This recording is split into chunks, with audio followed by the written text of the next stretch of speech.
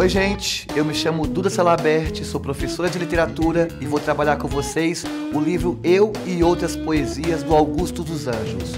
Um livro clássico na história da literatura, extremamente importante para a literatura brasileira.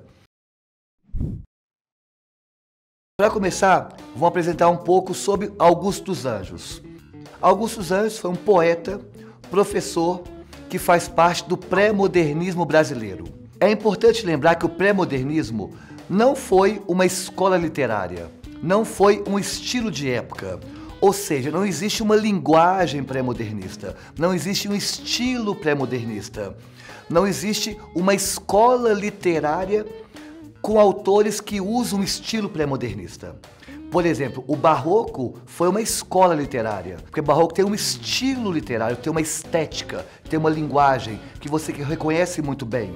Mesma coisa o neoclassicismo, é uma linguagem, um estilo, uma escola literária, dentre outros que você viu no decorrer da sua formação escolar. Já o pré-modernismo, diferentemente desses estilos, o pré-modernismo não é um estilo, não é uma escola, não é uma linguagem. Ele é somente uma época de transição, um contexto de transição, do final do século XIX para o início do século XX. Como o próprio nome já anuncia, é o pré-modernismo. Foi tudo aquilo que aconteceu antes da Semana da Arte Moderna. Você se lembra que a Semana da Arte Moderna começa em 1922 no Brasil. Tudo antes de 22 se chama pré-modernismo, porque na verdade, no início do século XX, final do século XIX, realismo, naturalismo, simbolismo, parnasianismo já estavam em crise, estavam em decadência.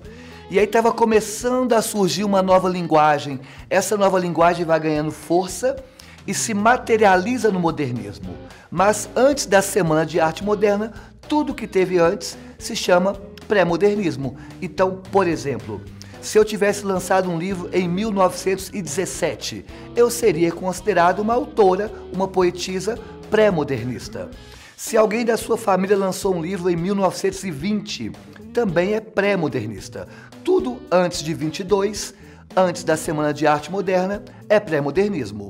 Então, por exemplo, se eu lancei o livro em 1917, eu sou uma autora pré-modernista, mas pode ser que a minha linguagem seja uma linguagem ou realista ou naturalista, ou parnasiana ou simbolista. Só que nesse contexto, essas linguagens estavam em decadência, estavam em crise, porque estava começando a aparecer uma linguagem moderna. Então essa época de transição, em que o velho ainda não morreu e o novo não se materializou completamente, essa transição se chama pré-modernismo.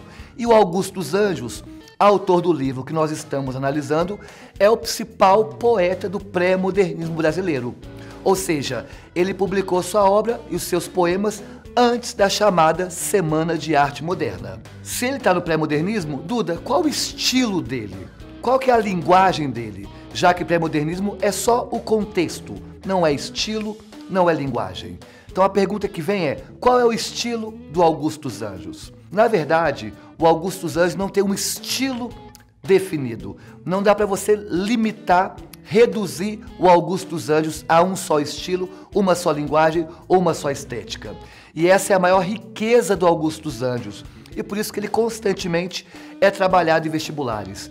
Não só porque é um grande poeta, mas porque a linguagem dele há uma confluência de estilos literários, uma confluência de linguagens. Então, por isso ele é um poeta único, ímpar, singular em toda a literatura universal. Não existe no Brasil ou no mundo um poeta que se assemelhe ao Augusto dos Anjos. Por isso que ele é um patrimônio da literatura brasileira, porque ele conseguiu, na sua época, ser único na forma de escrever. Então, como ele mistura estilos, linguagens, como eu disse, você não vai resumi-lo, defini-lo em um só estilo. Ele está num contexto pré-modernista, uma época pré-modernista, mas ele mistura estilos, linguagens, estéticas. Duda, quais estilos, quais linguagens, quais estéticas estão presentes na poesia do Augusto dos Anjos? Primeiro, quando a gente lê a poesia dele, parece que você está se deparando com um poeta parnasiano. Não sei se vocês se lembram, A principal característica do estilo parnasiano é uma preocupação excessiva com a forma, uma preocupação excessiva com a métrica. Nós costumamos dizer que há um certo formalismo no poeta parnasiano, já que ele se preocupa excessivamente com a forma. Então, Augusto dos Anjos é um poeta formalista, já que quando se lê os poemas dele, versos decassílabos, ou seja, 10 sílabas poéticas, ou versos alexandrinos com 12 sílabas poéticas, gosto por soneto. Soneto é também uma forma clássica. Então, como ele usa muito soneto, nós vamos analisar alguns sonetos dele, já mostra essa preocupação com a forma, como um típico poeta parnasiano. Além disso, uso de rima rara. Duda, o que é rima rara? Rima rara é rima rara de se ver no dia a dia. Não é igual amor e dor que você vê em qualquer composição do dia a dia. Ele buscava construir rimas raras e rimas ricas também. Rima rica, para quem não se lembra, é rimar classe gramatical diferente, que é uma coisa que os parnasianos cultuavam. Já que os parnasianos são formalistas, há uma preocupação excessiva com as formas, até os mínimos detalhes do poema, o parnasiano se preocupa, como por exemplo com as rimas.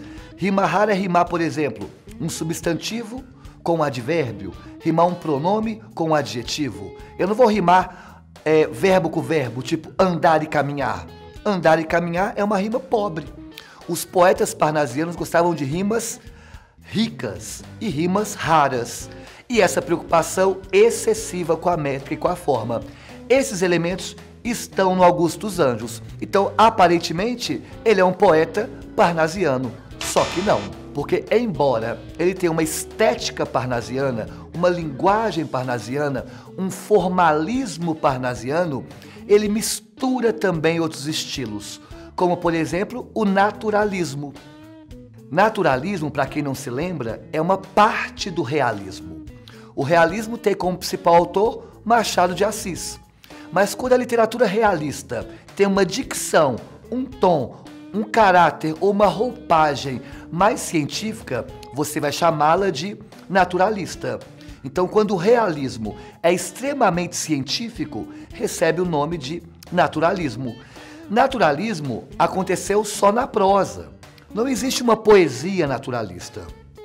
Só que o Augusto dos Anjos traz para a sua poesia esse cientificismo naturalista. Então, parece que os poemas dele são escritos por um médico, por um cientista, positivista, preocupado com questões de ordem biológica, de ordem fisiológica, de ordem anatômica, científica. Então ele traz esse cientificismo que é comum nas narrativas naturalistas para a sua poesia, que vai ter uma roupagem parnasiana. Então só aí já se casam duas linguagens, dois estilos. Mas além disso, mistura também o simbolismo. O simbolismo também foi uma poesia no final do século XIX. E o estilo simbolista trabalhava com questões espiritualistas. Isso você não vai ver no Augusto dos Anjos, porque o Augusto dos Anjos ele é científico, tal qual um autor naturalista. Então o que ele tem do simbolismo? Do simbolismo há o termo que a gente usa na literatura, que é um termo que nós tomamos de empréstimo da psicanálise, que é a dor de existir. A poesia simbolista explora a dor de existir, ou seja, viver é doloroso, viver é angustiante, aquele vazio existencial que nós carregamos desde o nosso nascimento até o dia da morte, aquela sensação de domingo à tarde, aquela sensação que lhe falta algo que é inerente à condição humana. O Augusto dos Anjos vai explorar e isso é um tópico do simbolismo. Então ele já casou três estilos, três linguagens. O parnasianismo com a preocupação excessiva com a forma. O naturalismo com o olhar cientificista. E o simbolismo com aquela poesia angustiante que explora nossos vazios existenciais, a chamada dor de existir. Além disso, também tem uma pitada, um tom romântico, bem pequeno na poesia dele, mas também tem um tempero romântico quando um ou outro poema trabalha com imagens mais macabras, imagens mais sombrias, como gosto por morcegos, coisas mais decadentes. Um decadentismo que era comum no romantismo, você encontra uma pitadinha no Augusto dos Anjos. É o estilo que menos aparece nele, mas ele também traz isso para a sua poesia. Então já misturou parnasianismo, simbolismo, naturalismo e romantismo. Mas ele é um autor pré-modernista. Se ele é pré-modernista, ele vai antecipar algumas coisas que vão acontecer no modernismo. Vocês se lembram que eu já falei nesse vídeo. O modernismo começa oficialmente no Brasil em 1922, com a chamada Semana da Arte Moderna. Mas tudo que teve antes é pré-modernista. O Augusto dos Anjos se enquadra aí. E ele já antecipa alguns traços modernistas. Primeiro, essa confluência, essa mistura de linguagens é uma marca modernista. O modernismo ele rasurava, ou seja, apagava as fronteiras entre os estilos e faz uma mistura literária. Essa mistura está no Augusto dos Anjos e ele já antecipa o modernismo nesse aspecto. Então, ele é um poeta único, ímpar, singular. Na mesma poesia, você vai encontrar marcas, tons, temperos de vários outros estilos. Tudo isso no contexto pré-modernista. Vamos agora pegar alguns poemas que representam muito bem a obra dele. Deus Verme, fator universal do transformismo, filho da teleológica matéria, na superabundância ou na miséria, verme é o seu nome obscuro de batismo. Jamais emprega o acérrimo exorcismo em sua diária ocupação funérea e vive em contubérnio com a bactéria, livre das roupas do antropomorfismo. Almoça a podridão de drupas agras, janta hidrópicos, rói vísceras magras e dos defuntos novos, incha a mão. Ah, é para ele que a carne podre fica, e no inventário da matéria rica cabe aos seus filhos a maior porção. Olha como nesse soneto, Deus Verme, já percebe essa confluência de linguagens do Augusto dos Anjos. É um soneto, 2 quartetos, 2 tercetos, com versos decassílabos, esteticamente perfeito, típico de um poeta parnasiano. Mas o olhar que ele vai imprimir sobre o poema, ou sobre o tema do poema, é um olhar cientificista. Lembrando que a ciência positivista trabalha só com o mundo material e não com o mundo espiritual. E é isso que Augusto dos Anjos vai mostrar nesse poema. O Deus que ele vai mostrar aqui não é aquele Deus romântico, não é um Deus religioso, não é um Deus que está na ordem metafísica, na ordem espiritual, na ordem cósmico-transcendental. O Deus que ele trabalha é o verme, ou seja, é uma visão materialista. Se existe Deus, para o Augusto dos Anjos, o Deus é verme. Porque todas as transformações que ocorrem no mundo, segundo o eu lírico, segundo a voz poética, tem como responsável Deus. E no caso, Deus seria o verme. Por exemplo, na primeira estrofe, quando ele põe fator universal do transformismo, todas as transformações que ocorrem no mundo têm um responsável. Quem? Que é o verme, o seu nome obscuro de batismo. Ou seja, todas as transformações que ocorrem no mundo, a responsabilidade vai ser desse Deus, que é um verme. Por exemplo, quando você morrer, a sua carne vai se decompor e essa decomposição ou essa transformação tem um responsável. Quem que é o responsável segundo o poema? Verme, que é o Deus. Não só isso, mais do que isso, ele põe assim na segunda estrofe. Jamais emprega o acérrimo exorcismo em sua diária ocupação funérea e vive em contubérnio com a bactéria. Olha a linguagem científica que ele põe no poema, dando um caráter naturalista. Bactéria, contubérnio, antropomorfismo são elementos da linguagem científica que ele traz para a literatura. que já causa uma novidade até então nos textos poéticos. E nos dois últimos tercetos ele termina: almoça a podridão de drupas agras, janta hidrópicos. Essas palavras que você não conhece são termos da biologia, que ele pega de empréstimo para a literatura. Então, hidrópicos, drupas agras, elementos da biologia. Rói vísceras magras e dos defuntos novos, incha a mão. Essa é a principal marca da poesia do Augusto dos Anjos. Imagens antipoéticas, como por exemplo uma mão de um defunto inchado, ou um verme roendo uma víscera magra. Esses elementos que ele traz para a poesia dele é extremamente marcante e inovador para a época e até para hoje. E se Deus existe e esse Deus é verme, para o Augusto dos Anjos, quando você morrer, você vai encontrar com Deus. Ele vai estar te esperando e vai tocar na sua mão e vai inchar sua mão. Quem é que vai tocar na sua mão após a morte, segundo o poema? Deus, que é verme, que vai inchar sua mão, após a morte. E aí ele termina: é para ele que a sua carne podre fica. Olha as imagens antipoéticas, carne podre. E no inventário da matéria rica, cabe aos seus filhos a maior porção. Olha como esse Deus é bom. Ele vai comer só um pouco da sua carne. E o resto ele vai deixar para os filhos dele, que são imagem e semelhança dele. Quem são os filhos dele?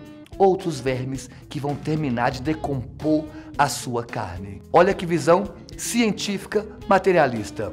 Então, se há um Deus, esse Deus não é espiritual, é um Deus material. E para construir um sarcasmo e uma ironia, ele pega argumentos da perspectiva religiosa e traz para a ciência, dizendo que sim, Deus existe. É o Deus que vai transformar a sua carne em pó. É um Deus que está em todos os locais, é onipresente. E é um Deus que é bom, que ele come só um pouco da sua carne e o resto deixa para os filhos. Quem que é esse Deus?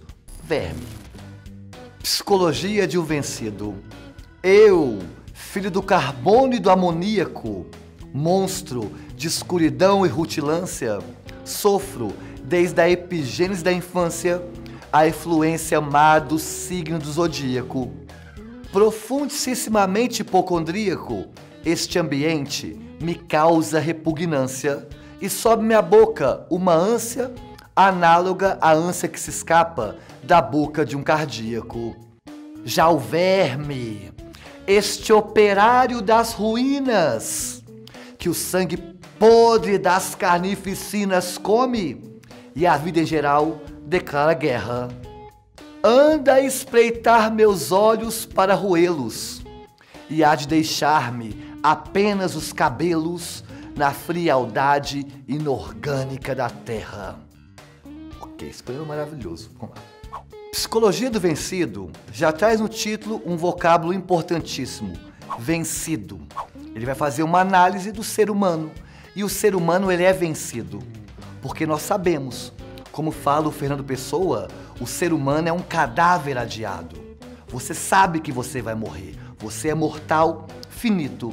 Já sabemos o fim da nossa história, que é um fim trágico. Então nós vamos ser vencidos. Por quem? O poema vai mostrar. Então ele já começa na primeira estrofe assim: eu, filho do carbono e do amoníaco. Então não sou filho de Deus, segundo o poeta, segundo o eu lírico. Não há espaço para o divino, não há espaço para o sagrado. Apenas uma visão científica, materialista. A humanidade ela é produto do carbono, do amoníaco, reações biológicas, reações fisiológicas, orgânicas que deram origem ao ser humano. Monstro de escuridão e rutilância.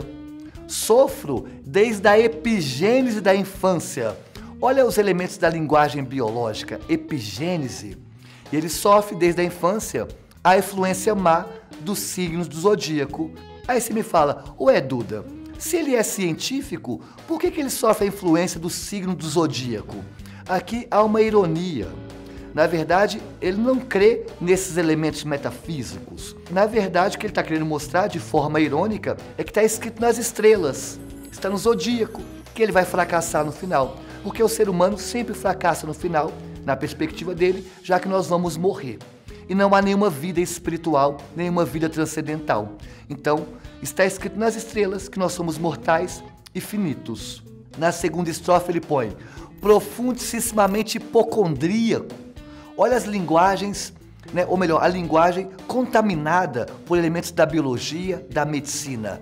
Né? Hipocondríaco, cardíaco, são elementos da linguagem biológica que ele traz para o poema dele, dando um caráter naturalista. E aí as duas últimas estrofes terminam mostrando por que nós humanos somos vencidos e por quem seremos vencidos. Já o verme, este operário das ruínas, que o sangue podre das carnificinas come, e a vida em geral declara guerra. Nós estamos em guerra contra os vermes. Os vermes que comem o sangue podre, olha as linguagens, ou melhor, as imagens antipoéticas. Nós estamos guerreando contra os vermes, mas os vermes que vão vencer. Isso ele já mostra na última estrofe, quando termina que o verme está espreitando meus olhos para roê-los. Olha que imagem antipoética, visualiza um verme roendo uns olhos. E o verme vai deixar apenas o cabelo. Quando você morrer, não vai sobrar espírito, só sobra o cabelo. Olha que visão materialista. Não há espaço nenhum para o metafísico, né? Vai sobrar apenas o seu cabelo na frialdade inorgânica da Terra.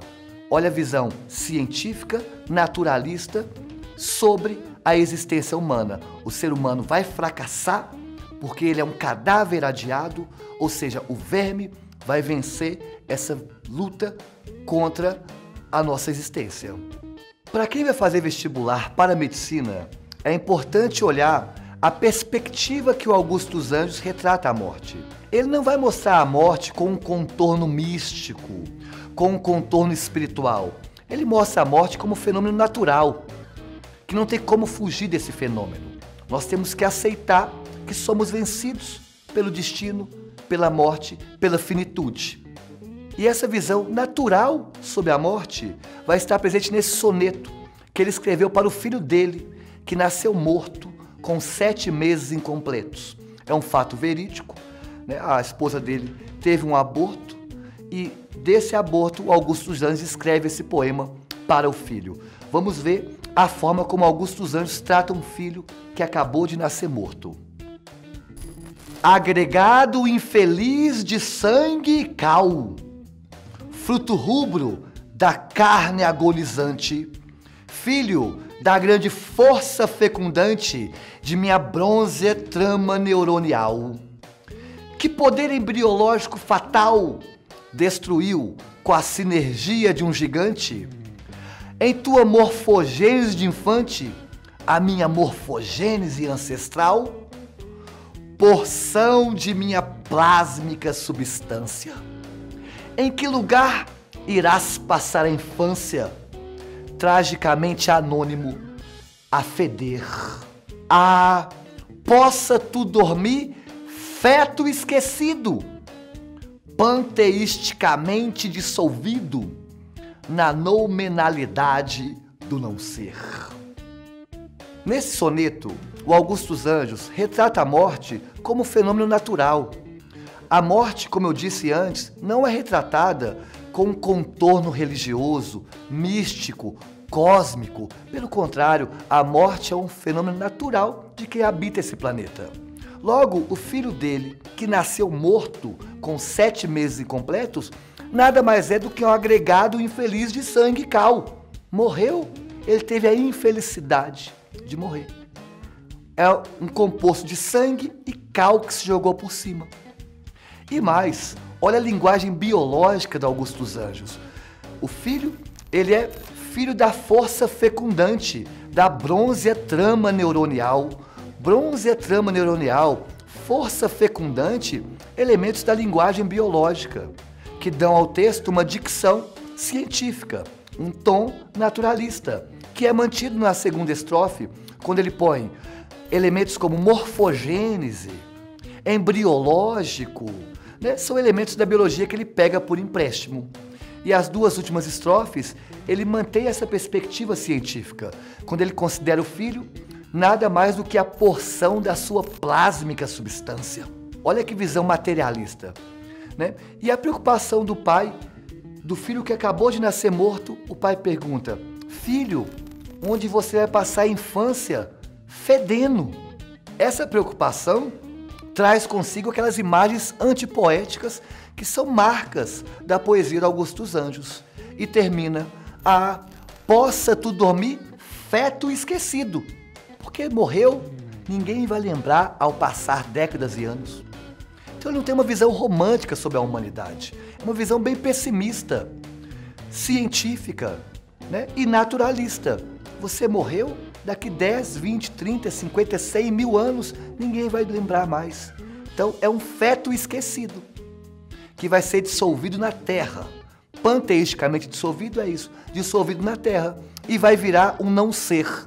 Então esse feto que nasceu morto, esse agregado infeliz de sangue e cal, essa porção da plásmica substância, ao morrer, vira um não ser, porque não tem espaço para espírito, porque na perspectiva dele, materialista, científica, não existe vida após a morte. Então você morreu, o que você vai virar? O não ser. E essa visão que ele tem sobre a morte é muito explorada nos vestibulares. É uma visão científica, biológica sobre a morte. A morte é um fenômeno natural. É tratar a morte sem nenhum contorno místico, religioso, transcendental. A morte nada mais é do que uma consequência da vida biológica humana. Há um carneiro morto, misericordiosíssimo carneiro, esquartejado, a maldição de Pio. 10º caia em teu algoz sombrio e em todo aquele que for seu herdeiro. Maldito seja o mercador vadio, que te vende as carnes por dinheiro, pois tua lã aquece o mundo inteiro e guarda as carnes dos que estão com frio. Quando a faca rangeu no teu pescoço, ao monstro que espremeu teu sangue grosso, teus olhos, fontes de perdão, perdoaram. Ó, tu que no perdão eu simbolizo, se fosses Deus no dia do juízo, talvez perdoasses os que te mataram. Neste soneto, percebe outra característica importante que vai perpassar toda a obra do Augusto dos Anjos, que é um olhar pessimista em relação à humanidade. Nesse poema Há um Carneiro Morto, o eu lírico vai construir uma relação intertextual com a Bíblia, mas não para endossar, confirmar o discurso bíblico. Pelo contrário, para mostrar como o ser humano é perverso, cruel. Ele vai narrar, ou melhor, vai construir no poema a imagem de um carneiro sendo esquartejado por um açougueiro. E é como o eu lírico retrata. Esse carneiro é um ser inocente, não faz mal nenhum à humanidade. Fale um mal que um carneiro faz para a humanidade? Nenhum. Pelo contrário, como mostra no poema, o carneiro só faz bondade para o ser humano. O carneiro cede as lãs dele para o mundo inteiro, para matar o frio do ser humano. Um carneiro que só faz bondade, que só ajuda o ser humano ao ceder a sua lã para matar o frio das pessoas, esse mesmo carneiro vai ser pego e esquartejado por um açougueiro. Como coloca um verso, quando a faca rangeu no teu pescoço, ao monstro que espremeu teu sangue grosso. Quem espreme esse sangue grosso é o ser humano, que financia, patrocina e se alimenta do sofrimento animal. Então daí o Augusto dos Anjos tem uma visão pessimista em relação à humanidade, porque mostra que o ser humano, ele comete várias perversidades, como por exemplo matar animal indefeso, um animal que só quer nos ajudar. Mas como ele disse, e termina o poema dizendo isso, saiba que se o carneiro fosse Deus no dia do juízo final, esse carneiro perdoaria o ser humano.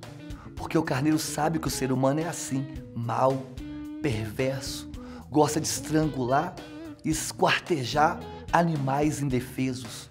Isso é da natureza humana e por isso o carneiro nos perdoa. Versos íntimos. Vês?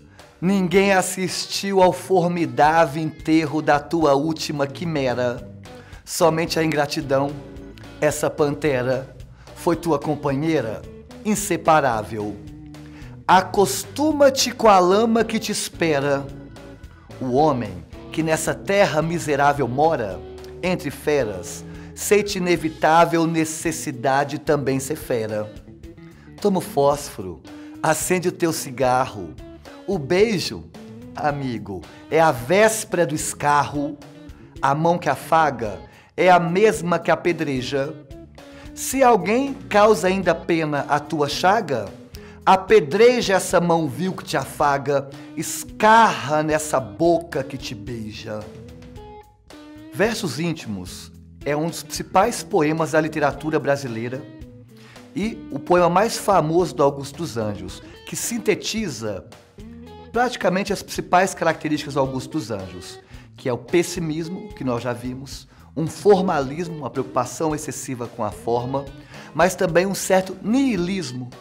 Duda, o que é o niilismo? É uma descrença em tudo. O Augusto dos Anjos não crê na humanidade. Se o ser humano é aquele capaz de matar um animal indefeso, o que ele é capaz de fazer com o próprio par ser humano? É isso que ele vai mostrar nesse poema. Ele põe assim: vês? Ninguém assistiu ao formidável enterro do teu último sonho. Sabe aquele último sonho seu?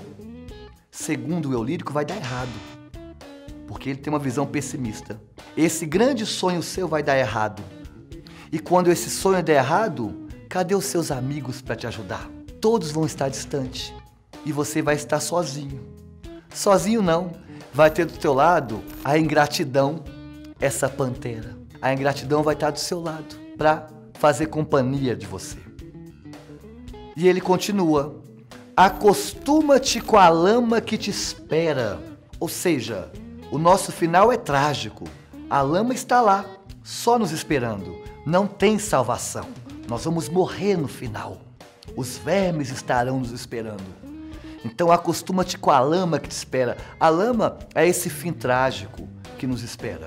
O homem que nessa terra miserável mora, sente inevitável necessidade de também ser fera. Nesse mundo só tem fera. Só tem fera. E ninguém vai ter dó de você, segundo o eu lírico, se não tem dó de um carneiro indefeso que é esquartejado para que as pessoas se alimentem da carne dele. Se não tem dó de um carneiro, vai ter dó de você? Segundo o eu lírico, não. Todo mundo é fera. É um querendo passar em cima do outro. Por isso, toma o fósforo, acende o seu cigarro. O beijo é a véspera do escarro. A pessoa que hoje beija sua boca vai ser a primeira a escarrar nela. A mão que afaga é a mesma que apedreja. A pessoa que hoje está fazendo carinho em você, pode ter certeza, segundo o eu lírico, que vai te apedrejar. Por isso, se alguém causa pena a você, não tem pena de ninguém não, porque ninguém vai ter pena de você. Por isso, se vão te apedrejar, apedreja a pessoa antes. Se vão escarrar na sua boca, escarra na boca da pessoa antes. Por isso que ele termina: apedreja essa mão vil que te afaga, escarra nessa boca que te beija. Porque o ser humano, ele é perverso, ele é cruel. E é essa perspectiva que o Augusto dos Anjos vai ter em seus poemas. Numa visão bem nihilista, uma descrença em tudo, com imagens antipoéticas, como por exemplo, escarro, uma preocupação com a forma, mas sobretudo uma visão descrente em relação à humanidade. Então esse é o livro Eu e Outras Poesias do Augusto dos Anjos, um clássico da literatura brasileira, um poeta único, ímpar e singular.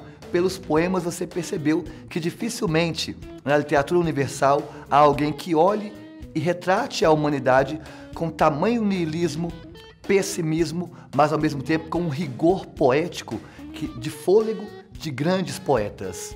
Então preste atenção na prova sobre o olhar materialista que ele tem sobre a realidade, anulando qualquer possibilidade de um plano metafísico ou espiritual. Boa prova para você.